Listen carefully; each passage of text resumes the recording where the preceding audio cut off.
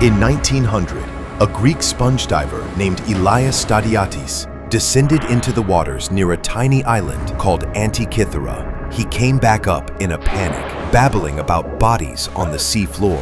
What he'd found were ancient bronze statues, the remains of a Roman shipwreck 2,000 years old. The salvage team pulled up statues, pottery, gold, and one shapeless lump of corroded bronze that nobody paid attention to. That lump would rewrite the history of human technology. The artifacts went to the National Archaeological Museum in Athens. Museum staff spent months cataloging the obvious treasures. The bronze lump sat in storage for 2 years. Then, in May 1902, archaeologist Valerio Stais noticed something impossible inside the corroded mass. Gear wheels, hand-cut, precisely tooled, interlocking. This was a machine, a geared mechanical device from the 1st century BCE. This detail proves the date is earlier. Nobody believed it. Debate lasted decades. Was it a fake? A medieval artifact mixed in by mistake? It took 50 years and X-ray imaging before anyone understood what they were looking at. The Antikythera mechanism, the world's oldest known analog computer.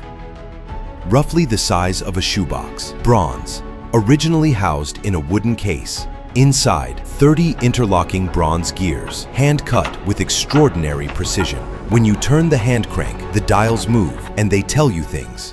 The position of the sun, the moon's phase, the timing of solar and lunar eclipses, years in advance.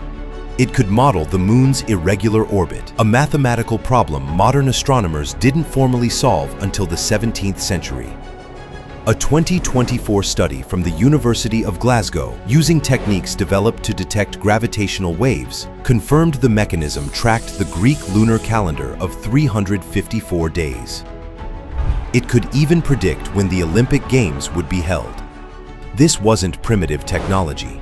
This was a precision instrument that had no right to exist in 100 BCE. Here's what keeps historians awake at night. After the Antikythera mechanism, nothing. No device of comparable complexity appears in the archaeological record for the next 1,400 years. Not in Rome, not in Persia, not in China. The next known devices approaching this sophistication are medieval European astronomical clocks, built in the 1320s CE. Historians call this the technological gap, and no one has a clean explanation. One theory, the craftsmen who built it died without passing on their knowledge. A single tradition, gone. Another, these devices existed but were melted down for bronze during wars and famines. The Antikythera mechanism only survived because it sank. A third, more unsettling theory, the ancient Greeks were simply further ahead than we assumed, and the gap is in what survived, not in what was built. The Antikythera mechanism sits today in a climate-controlled case at the National Archaeological Museum in Athens.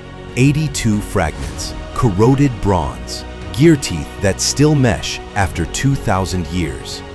Researchers published new findings in 2024 and 2025. Each paper answers something and raises 3 more questions. Around 100 BCE, someone encoded the movements of the heavens into bronze and gears. Then that knowledge disappeared for 1,400 years. The Antikythera mechanism isn't just an artifact. It's evidence of something we lost.